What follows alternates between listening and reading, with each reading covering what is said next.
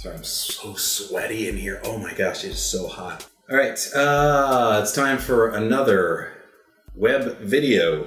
Got my notes here. Thought I would talk about the current lineup of spring anime that I'm watching. Let's see what you guys are watching, if there's anything I'm missing. It's like 90 degrees. First up, Dusk Maiden of Amnesia. So far it's interesting. It's got a little bit too much of the perverted stuff in it for my taste. It's unnecessary and it's really unrealistic. I mean, as it is, it's unrealistic because it's a ghost girl. Oh my word, it is so hot in here. Who haunts a school. It's a very, very old school on top of a mountain. The drawing style I like. I'm not entirely crazy about it. It's similar to the style that I tend to like, but not quite there. But I don't see any reason for why the ghost girl character needs to constantly be trying to molest the main guy character. I'm going to stick with it for a while, but maybe it's going to get a lot better. They just introduced the possibility of an enemy ghost or a scary ghost character of some kind. I'm not sure. But so far, it's been okay. Eureka 7 Ow. Unfortunately, I've never seen Eureka 7, and I didn't know that this was a follow-up to that. So I've watched the first 3 episodes, and there's been flashbacks to things that I don't know. So I'm gonna probably have to go back and watch the original Eureka 7. I think there's like 50 episodes of that, so it'll take me a while to catch up. So, oh man, look at this. I'm styling today.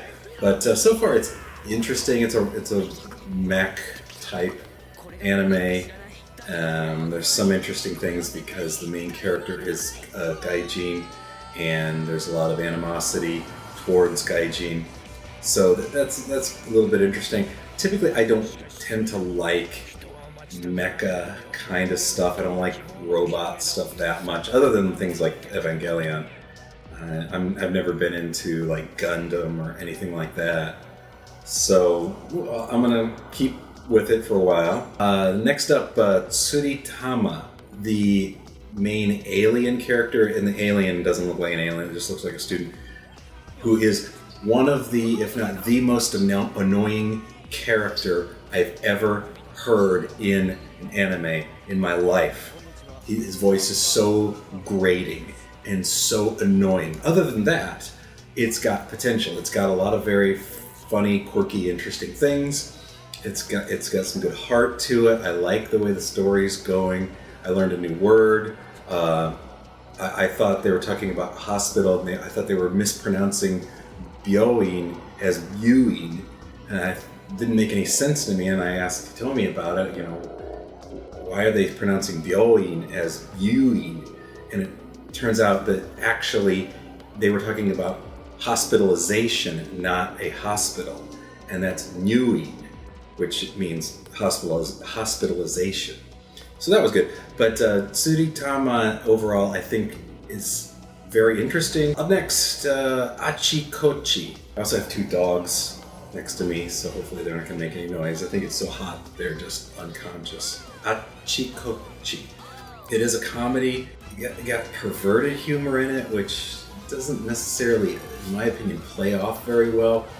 And also, I'm not finding it to be terribly funny. I see all the gags, I see all the jokes. I just don't really think they're that funny. I haven't watched it with Hitomi because maybe the jokes in it are very, very funny to Japanese people, and perhaps I just don't get the humor. Unbelievably hot here. So, whatever. I'll stick with it, see if it gets funnier, but so far, Hayore Nyaruko-san. Way too much perverted stuff for me. It doesn't seem really that necessary. And to me, all these shows that have all this perverted stuff in it, to me, even though it's a cartoon and these are things like aliens and stuff, and this one has alien girls battling aliens in different groups and stuff. The perverted stuff tends to take me out of it and make me think You know, come on, it makes the characters even less realistic than they are, if that makes any sense. You know, I can buy that a character is an alien, but when it's a girl and she's constantly trying to, again, molest the main guy character, why do you need to do that? It doesn't lend anything to the story. It's not motivating the characters at all. It's just kind of in there. All I can think of is so that 12-year-old boys want to watch it. I really like the style of the drawings a lot. I think they're very, very beautiful to look at drawings. The characters are really well drawn, but I don't know if I'm going to stick with it or not. We'll see. Natsuhiro Kiseki, which I was told was just a slice of life story about some girls in school, and I'm always interested in slice of life anime because I like to practice my listening, and when there's aliens or monsters or magic spells or stuff, it's a lot of stuff you're never going to use. But this actually ended up having magic in it. I wasn't expecting it, but there's a stone that grants wishes. But so far, this one has been, I think, my favorite because the characters have a lot of motivation behind their actions. They seem to be fairly realistic as far as they behave like I think a lot of school girls would behave. They have interests. One of the characters is moving away to Tokyo and didn't tell her friends, and it becomes a conflict between them. And so I do think that makes it very interesting to watch. So the magic stuff I can live with because the characters are well done, and because there's a lot of there's a lot of relationship stuff going on. So if you're looking for one so far out of all the ones I've talked about, Natsuhiro Kiseki is probably the one I'd recommend the highest. And then last up on my list is Sengoku Collection, which I guess is based on a Konami game where they took generals or warlords from feudal Japan, the Sengoku period of Japan, and first they put them in a different world, not Japan, where they were warring, and then they were transported to modern day Japan as girls. And the one character, Nobunaga, who was a general, who's now a girl, wants to get back to her world. And the only way she can get back to her world is to collect the secret treasures from the other generals who were brought to modern day Japan. But so far I'm kind of, again, like, it's not knocking my socks off at all. And sorry to interrupt the current video, but I'm swinging around in my chair. When I had recorded that previously, which was last week before episode 81, I had not seen Hyoka, and it is by far my current favorite. And the reason being is it is, there's no magic, there's no aliens, there's no robots, but it just takes place in a high school club where the main character, main character, his ultimate goal in life is to do as little as possible to get by. But his sister, who has graduated, used to be a member of this particular club, and she had heard that it was going to be closed down because there was no members this year, or were no members this year. So she asked him, would you please join? You don't have to do anything, you just need to join it to keep it open. Well, he joins it and finds out there is a member, somebody who just joined, who then we follow. It's a girl who is apparently super smart, and her family is either wealthy or famous or something.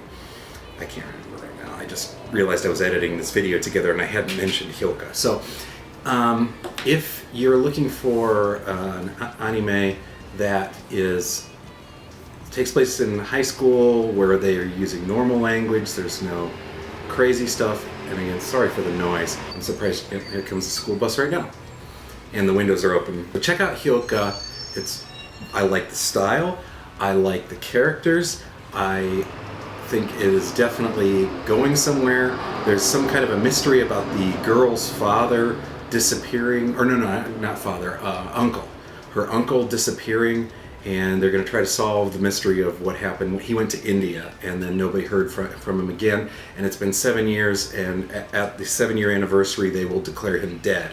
And so they're trying to figure out what happened.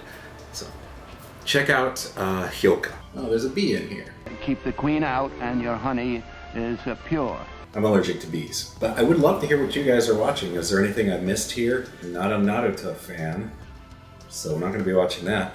So if you have any suggestions, I'd love to hear it. Thanks to you guys who took the survey. We want to make sure we're hitting all the right areas for you guys, stuff that you want to see. We don't want to be wasting your time.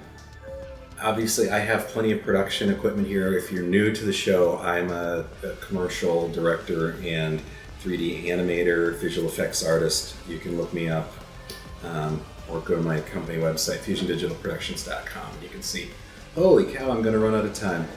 So take the survey, let us know, and please keep sending us feedback. We want to grow the show into a full-time project. So we need your support, your help, and your input to do that. We want to grow, so that Hitomi does not have to go back to taking on full-time private lessons, so that only a handful of people can learn Japanese versus doing hundreds of thousands of people getting to see things. So let us know, and thanks a lot. Excuse the way I look. I really wasn't planning on doing this today, but I'm waiting to hear back from clients, so I had a little bit of time, and thought, hey, why not? All right, got 10 seconds left. See you guys next time. Charles and Biscuit say goodbye. Ja, mata.